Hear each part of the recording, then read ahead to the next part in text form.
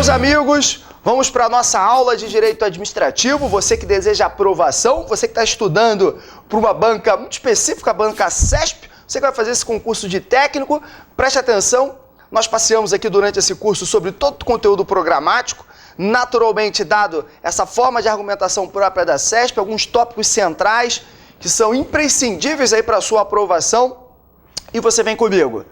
Bom, senhoras e senhores, você deve ter notado que dentro do seu conteúdo programático tem lá um tópico chamado de organização administrativa. Organização administrativa, ele fala sobre descentralização, desconcentração, ele coloca administração direta, administração indireta, noções básicas sobre organização e função administrativa. Vamos começar por esse tópico, é um tópico importante, é um tópico que facilita a compreensão da matéria, é um tópico que facilita, inclusive, a parte de ato, a parte de responsabilidade civil. É um tópico interessantíssimo. Então, vamos tirar todas as suas dúvidas e vamos comigo.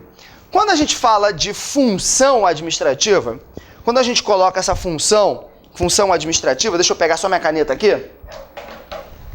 Quando a gente fala sobre função administrativa, e naturalmente isso você também fala de direito constitucional, você fala lá na organização do Estado, o professor de Direito Constitucional normalmente toca sobre isso.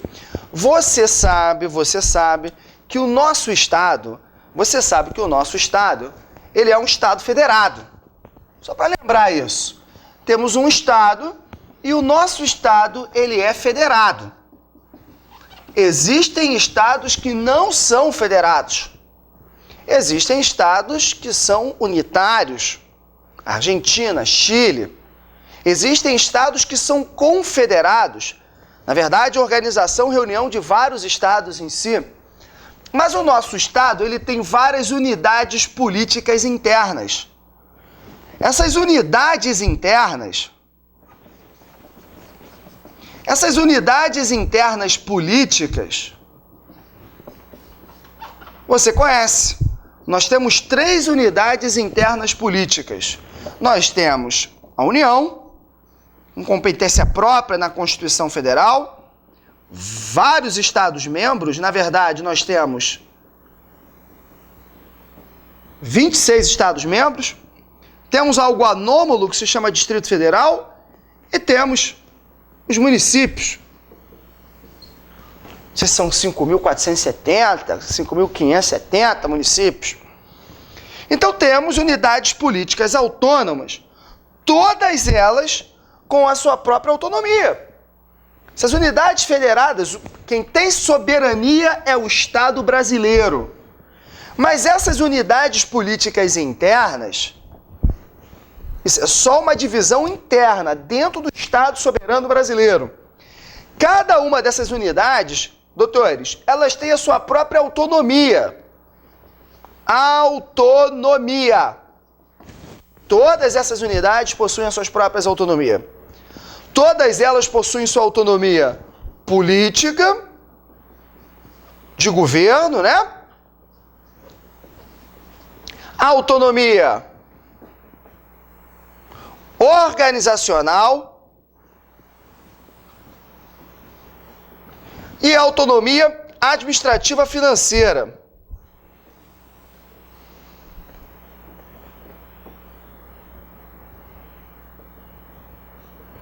Todas elas com autonomia política, de governo, organizacional, administrativa, financeira. O que acontece aqui, senhores? Tanto a União, como todos os Estados-membros, o Distrito Federal e os municípios, eles possuem a sua própria atividade política, realizam seus próprios atos de governo. Nosso sistema de governo é presidencialista. Se o nosso sistema de governo é presidencialista, nós temos concentração de atos políticos no chefe do Poder Executivo. Então você vai verificar que a União tem o seu próprio chefe político dentro do Poder Executivo, que é o presidente da República, é até um chefe do Estado brasileiro. Temos cada Estado-membro com seu próprio governador, chefe político do respectivo Estado. Temos cada município com seus próprios prefeitos e o Distrito Federal com o governador distrital. Então, todos esses possuem a sua própria autonomia política de governo. Todos eles possuem a sua própria autonomia organizacional. Eles se organizam internamente. Todos eles têm a sua própria casa legislativa. A União, você sabe, ela tem um Congresso Nacional, que é bicameral. Senado Federal e Câmara dos Deputados. Criando as suas próprias normas, criando as suas próprias leis, se organizando internamente. O Distrito Federal tem a sua casa legislativa também, a Câmara Legislativa, com os deputados distritais.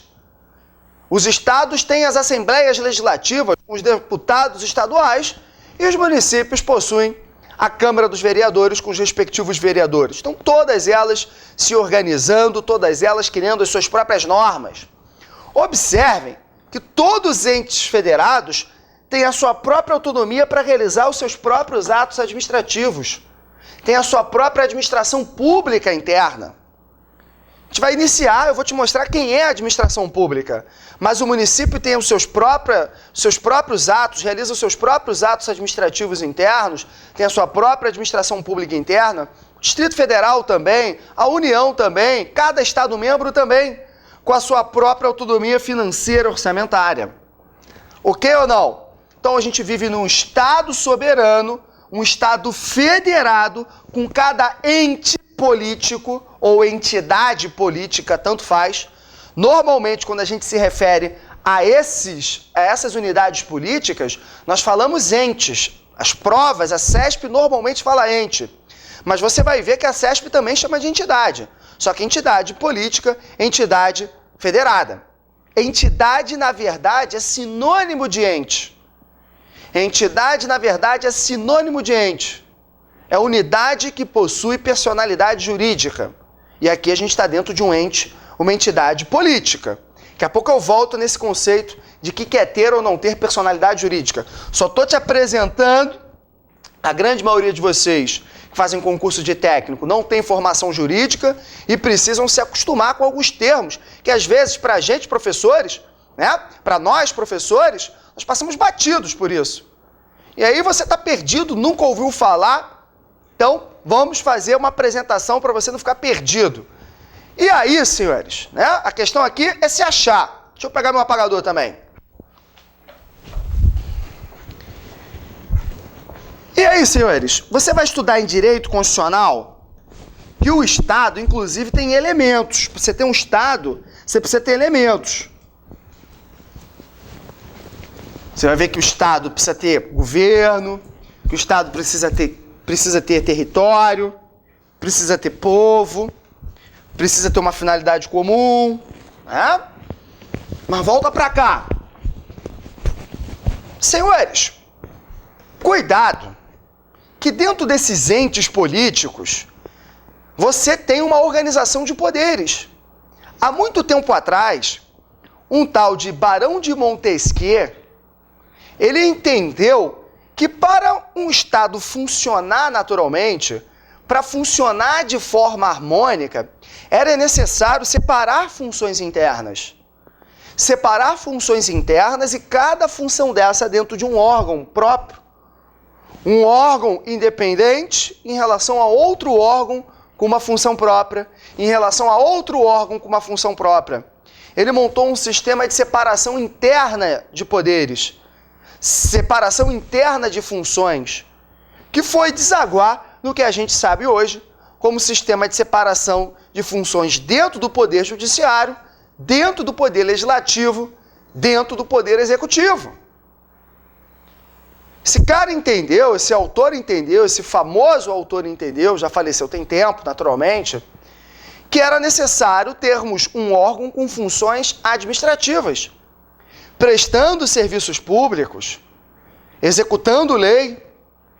Era necessário ter outro órgão com funções de criação de leis, criação de normas, e era necessário ter outro órgão julgando conflitos, função jurisdicional. Vou botar aqui de uma forma bem básica, vamos caminhando assim, ó. Na verdade, esse sistema de separação de funções, sistema de separação de poderes, foi tão importante que todo o Ocidente aplicou esse sistema de separação de função, separação de poderes. Inclusive, o nosso Estado soberano. Então, nós temos em cada ente federado, nós temos um tal poder executivo, nós temos um tal de poder judiciário, o único que não tem poder judiciário é o município, e nós temos um tal de poder legislativo. Não é isso? Vamos fazer assim, ó.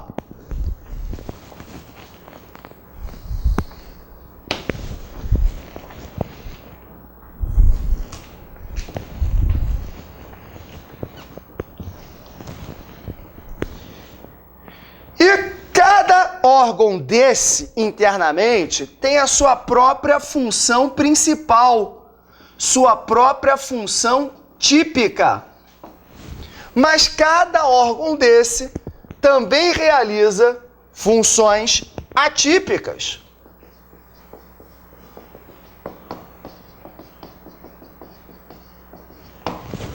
Qual é a função típica do Poder Executivo? Pergunto eu para vocês. A função típica do Poder Executivo, obviamente, é função administrativa. Olha aqui, ó, função administrativa. Isso vai ser importante para a gente alcançar o conceito de administração pública, inclusive. Eu vou te mostrar o que é uma função administrativa. Função de organizar, fazer gestão da coisa pública, função de prestar serviços públicos, função de realizar poder de polícia, fazer fomento, intervenção na economia. E isso é uma função típica do Poder Executivo. Como a gente vive num sistema presidencialista, né? Você vai ver que a gente tem forma de governo, sistema de governo e regime de governo. Você vai ver isso lá em Direito Constitucional. Nossa forma de governo é republicana. Tem república, tem estados republicanos e tem estados que adotam a monarquia. Nosso sistema de governo é presidencialista. Tem estado que adota o parlamentarismo. E você vai ver que o nosso regime de governo é a democracia. Tem estado que você tem a autocracia. Mas no sistema presidencialista, a concentração de ato político está aqui, ó, dentro do Poder Executivo. Então é outra função típica dele, ó, atos políticos. Atos de governo. Não pode confundir o que é um ato político com ato de função administrativa. Ato administrativo, a administração pública tem a ver com função administrativa e não com a adoção de atos políticos. Juliana, dá exemplo de ato político. Claro que eu te dou exemplo de ato político. Declarar guerra, paz, assinar tratados internacionais, atos políticos do nosso chefe de Estado, realizar programa de governo, iniciar processo legislativo, fazer sanção ou veto de lei, tudo isso é ato político. Cuidado que também temos um poder com competências próprias para realizar o quê? Jurisdição, atividade jurisdicional. Poder Judiciário realiza jurisdição, resolve conflitos da sociedade. Antigamente, os conflitos eram resolvidos do mano a mano. Vale tudo. Aí o Estado percebeu que isso dava mais prejuízo do que benefício e trouxe para si essa função de julgar conflitos, realizando atividade jurisdicional. Atividade jurisdicional não só julgar conflitos, diga-se de passagem. A gente tem alguns conceitos mais técnicos em processo civil. Alguns autores falam que é a aplicação da lei numa situação de crise jurídica, né? Mas vou deixar isso com o professor de processo civil. Aqui a gente fala, basicamente, quando vocês um dia forem estudar processo civil, basicamente a gente fala aqui, ó, que jurisdição é a atividade de julgar conflitos. Os conflitos que lhes são levados. Claro que o Poder Judiciário faz jurisdição com base nas leis. Interessante destacar que o Poder Executivo, no nosso Estado soberano, nas nossas entidades políticas, é óbvio que você tem, tanto na União como nos Estados-membros, no Distrito Federal e nos municípios. Diferentemente do Poder Judiciário. Poder Judiciário você vai ter na União, nos Estados-membros e no Distrito Federal só. Não tem Poder Judiciário no município. Poder Judiciário da União, nós temos todos os tribunais superiores, são ligados à União, apesar da jurisdição ser una em todo o país, os tribunais superiores estão elencados como Poder Judiciário da União. Os tribunais regionais federais e os tribunais regionais especializados. Justiça do Trabalho, Justiça Eleitoral, Justiça Militar, Tribunal Regional Militar, tudo isso está dentro do Poder Judiciário. A gente também tem opção para a Justiça Militar Estadual, tá? Beleza. No Distrito Federal você também tem o Poder Judiciário do Distrito Federal, o Tribunal de Justiça do Distrito Federal. E nós temos um Poder Legislativo que faz o quê? Legisla. Criação de leis. Criação de leis. Atividade legisferante. Temos o Poder Legislativo da União, Congresso Nacional, bicameral, Senado Federal e Câmara dos Deputados, Poder Legislativo dos Estados, Assembleias Legislativas, Poder Legislativo do Distrito Federal, a Câmara Legislativa, e dos municípios, a Câmara dos Vereadores. Cuidado, que essas funções típicas, elas não são únicas, porque todo o poder realiza basicamente todas as funções. Para você não ter abuso de poder, esse sistema de separação de funções ele é muito harmônico. Então, cada poder realiza um pouquinho da função do outro no exercício das funções atípicas. Claro que a função atípica ela é um pouquinho mais limitada do que aquela característica da função típica. É um pouquinho mais limitada, é diferente. Mas o poder executivo, ele também faz criação de normas, não leis, mas criação de normas. Normas infralegais. A gente vai ver poder normativo da administração pública, tá aqui. Tudo bem que a gente também tem poder normativo do Poder Judiciário, né? E o poder normativo interno do Legislativo. Mas o Poder Executivo também cria normas, decretos, portarias, regulamentos, resoluções, deliberações, instruções normativas. Aqui, ó. Não é uma norma igual à norma que vem do Legislativo, porque essa aqui é uma norma de primeiro grau. Inova no mundo jurídico, cria direitos e obrigações. Essa norma aqui é um pouco mais limitada, é uma norma infralegal, abaixo da lei. Normalmente executa, define a lei. E o Poder Executivo também resolve conflitos. Os autores não são unânimes nisso, falando que o Poder Executivo tem ou não tem jurisdição. Tem autor que entende que o Poder Executivo não faz jurisdição, mas fato é que ele resolve conflitos internos. A gente vai estudar, por exemplo, processo administrativo disciplinar. Processo administrativo disciplinar que tem todos os poderes internamente. Mas o Poder Executivo, o chefe do Poder Executivo, quando descobre uma infração disciplinar, ou subordinado seu, quando descobre uma infração disciplinar cometida por alguém, ou tem a notícia de eventual infração disciplinar, tem que investigar para julgar esse conflito. E aí você vai estudar que o processo administrativo disciplinar, ele pode estar dentro também do Poder Executivo. E é uma forma, sem dúvida alguma, de resolver conflitos. Óbvio que essa forma de resolver conflitos não é idêntica à jurisdição do Judiciário. Essa forma de resolver conflitos também pode parar no Poder Judiciário. Se essa forma de resolver conflitos causar lesão a alguém, ameaça a lesão a uma pessoa, esse prejudicado pode acionar o Poder Judiciário. Essas decisões aqui, ó, podem sofrer controle de legalidade do Poder Judiciário. Jurisdição com característica de jurisdição mesmo, no nosso país, só vem do Poder Judiciário. Nenhuma lesão ou ameaça à lesão pode ser excluída de apreciação do Poder Judiciário. princípio da unicidade de jurisdição. Jurisdição é única do Poder Judiciário e é inafastável. Artigo 5º, inciso 35 da Constituição. O professor de Constitucional vai trabalhar muito bem com vocês sobre esses princípios da unicidade e da inafastabilidade de jurisdição. O Poder Judiciário, que resolve conflitos tipicamente, também realiza a função administrativa. O Poder Judiciário também realiza a função administrativa. Tem a sua própria administração pública, a gente vai ver isso. Faz os seus próprios concursos de técnico, de analista, realiza a licitação, contratos administrativos, tem os seus próprios servidores da parte administrativa. Então é óbvio que você também tem função administrativa dentro do Poder Judiciário.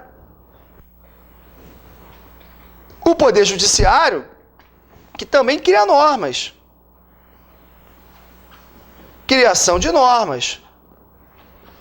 Não vem com característica de lei mesmo do legislador, mas são normas importantes, regimentos internos,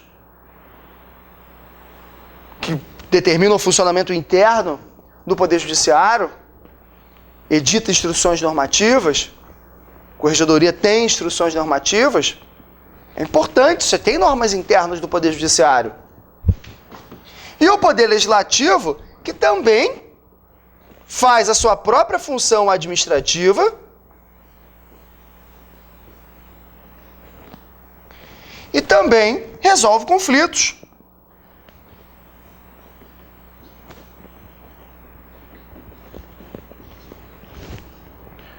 Então, o Poder Legislativo tem os seus próprios técnicos administrativos. De vez em quando sai concurso para técnico administrativo do Poder Legislativo. Tem os seus próprios analistas administrativos. Faz licitação, faz contrato administrativo. Tem uma relação interna com seus servidores, dando licença, pagando seus servidores, afastando servidores. Também resolve conflitos internamente. Você tem processos administrativos disciplinares no Poder Legislativo, inclusive contra os próprios membros. Tem autor que fala, inclusive, que o Poder Legislativo faz jurisdição propriamente dita. Senado Federal, presidido pelo presidente do Supremo Tribunal Federal, julga os crimes de responsabilidade do presidente da República. Julga os crimes de responsabilidade do Procurador-Geral da República. Está lá na Constituição, artigo 52, inciso 1 e 2. Então, também resolve conflitos. E também com uma atividade, para alguns autores, idêntica à jurisdição. Então, nós temos funções típicas dos poderes, preponderantes, e funções atípicas, para a gente não ter um poder abusando do seu próprio poder. É necessário que todos os poderes realizem todas as funções. Obviamente, como eu disse para vocês, quando o poder realiza função atípica, essa função atípica é um pouquinho mais limitada do que quando um poder realiza aquela função de forma típica. É um pouquinho diferente. E a gente sabe que um poder fiscaliza o outro. Para a gente ter um sistema harmônico de separação de funções de poder, é necessário uma fiscalização recíproca. Um sistema de freios e contrapesos. Sistema que a gente pode chamar de check and balance. Que sistema é esse de freios e contrapesos? Cada poder, no exercício das suas funções típicas e atípicas, fiscaliza as funções dos outros poderes. O sistema de freios e contrapesos viola a Constituição, Julian? Viola a separação dos poderes? Será que o sistema de freios e contrapesos, de check and balance, viola a separação dos poderes? Será? Claro que não viola. Fortalece o princípio da separação dos poderes. É importante. Claro que o sistema de freios e contrapesos vai se dar nos limites da Constituição. Você vai ver que o Poder Judiciário pode anular ato do Poder Executivo, pode julgar lei do Legislativo inconstitucional. você vai ver que o Poder Executivo indica a cúpula do Poder Judiciário. Você vai ver que o Poder Executivo pode fazer sanção ou veto de lei do Poder Legislativo. Você vai verificar que o Poder Legislativo pode sustar determinados atos do Poder Executivo, que o Poder Legislativo faz controle externo, contábil, financeiro, fiscal, orçamentário, sobre o Poder Judiciário, sobre o Poder Executivo. A gente tem um sistema de fiscalização recíproca em diversos casos que vocês vão estudar ainda, diversos exemplos ao longo do curso, tanto de direito administrativo como que de direito constitucional. Nós sabemos também que hoje em dia a nossa Constituição tem órgãos que não estão subordinados a esse sistema interno de competência. Nós temos órgãos, a nossa Constituição, Constituição de 88, que já foi emendada diversas vezes, mais de 90 vezes. Nós sabemos que a nossa Constituição, tivemos outras constituições, naturalmente, nossa última Constituição que está em vigor, e naturalmente, quando uma Constituição entra em vigor, ela revoga todas as outras, né? Toda outra Constituição. Nós temos um novo poder constituinte originário, que você vai estudar o que é isso, em constitucional. Mas fato é que dentro da nossa Constituição, nós temos órgãos que não estão subordinados ao Poder Executivo, ao Poder Legislativo e ao Poder Judiciário. Você vai me perguntar, que órgãos são esses, Julian, que não estão subordinados a esses três? Nós temos o Ministério Público. O Ministério Público não está subordinado ao Poder Executivo, não está subordinado ao Poder Legislativo, não está subordinado ao Poder Judiciário. A função do Ministério Público, ela está ligada ao Poder Executivo, mas também é de acesso ao Poder Judiciário. A função do Ministério Público, que começa lá no 127, tem competência própria no 129, é importantíssima na nossa Constituição. O Ministério Público é um órgão independente que faz fiscalização da ordem jurídica, dos direitos fundamentais, dos direitos sociais indisponíveis, que promove a ação penal pública, que promove o inquérito civil. Ministério Público, que temos o Ministério Público da União, está ligado ao poder, né? Está ligado ao Poder Executivo Federal, mas é um órgão independente. O PGR não é subordinado a ninguém, o Procurador-Geral da República. E aí você vai verificar que dentro do Ministério Público da União existe uma divisão interna. Ministério Público Eleitoral, uma função eleitoral, Ministério Público do Distrito Federal, Ministério Público Militar, Ministério Público do Distrito Federal está dentro do MPU. E cada Estado-membro tem o seu próprio Ministério Público, MPE, liderado pelo Procurador de Justiça, Procurador-Geral de Justiça, perdão, PGE, PGJ, senhores, pelo Procurador-Geral de Justiça, PGJ, perdão. PGE é o chefe da Procuradoria do Estado, né? Daquele órgão que faz defesa, né? Do próprio Estado em juízo. É PGJ. Senhores, nós temos a Defensoria Pública, que hoje em dia também não está subordinada a ninguém, é um órgão independente. A gente vai aprender a classificação de órgãos públicos. Defensoria Pública, que temos Defensoria Pública na União, a DPU, Defensoria Pública nos Estados, a DPE, Defensoria Pública do Distrito Federal, também é órgão independente. Defensoria Pública que no texto originário da Constituição não era órgão independente, não. Era subordinado ao Poder Executivo. Mas desde a emenda constitucional 45 de 2004, perdão, a Defensoria Pública dos Estados, todas as defensorias públicas estaduais conseguiram a independência. Depois tivemos a independência da Defensoria Pública do Distrito Federal, através de emenda constitucional, e, recentemente, da União. Não está subordinada a nenhum desses órgãos. E temos o Tribunal de Contas. Temos o Tribunal de Contas da União, o TCU, Tribunal de Contas em todos os estados, o TCE. Nos municípios que nós tínhamos tribunais de contas até a data da promulgação da Constituição, permaneceram os tribunais de contas municipais. Exemplo do município do Rio de Janeiro, de São Paulo. Nos outros municípios, a Constituição proibiu a criação de novos TCMs, artigo 31 da Constituição. Mas o Tribunal de Contas também é um órgão independente. Então, fora desse sistema clássico de poderes, nós temos ainda o Ministério Público, a Defensoria Pública e o Tribunal de Contas. São poderes próprios, Juliana? Não, não são poderes próprios, não. Eles colaboram com essas funções. O Tribunal de Contas, por exemplo, colabora com a função do Poder Legislativo de fiscalização. O Poder Legislativo, dentro da nossa Constituição, tem uma importante função fiscalizatória. E aí o Tribunal de Contas está lá auxiliando o Poder Legislativo nessa fiscalização, mas sem integrar o Poder Legislativo. Então nós temos esses três poderes, que são órgãos independentes também, que possuem os seus órgãos independentes, e mais outros órgãos independentes que auxiliam nesse sistema de separação de funções, dando um equilíbrio, uma harmonia ao nosso Estado soberano. Claro que para quem nunca viu isso, parece uma coisa difícil, mas não é. A todo momento você vai estar trabalhando com exemplos concretos dessa fiscalização recíproca, dessa atuação própria de cada órgão dentro de cada poder. E aí isso vai se diluindo ao longo do seu estudo.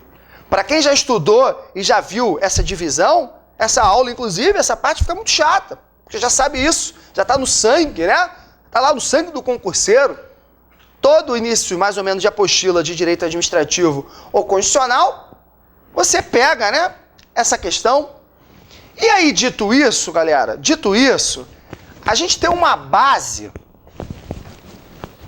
temos uma base interessante para falar de função administrativa de administração pública. Porque às vezes eu começo a minha aula com administração pública e falo que essa função, né, que a administração pública está ligada à função administrativa, que é típica do Poder Executivo, e você nunca ouviu uma explicação sobre o sistema de separação de funções internas. Fica mais difícil. Dito isso, a gente tem que aprender o que é a administração pública. Quem é a administração pública, senhores?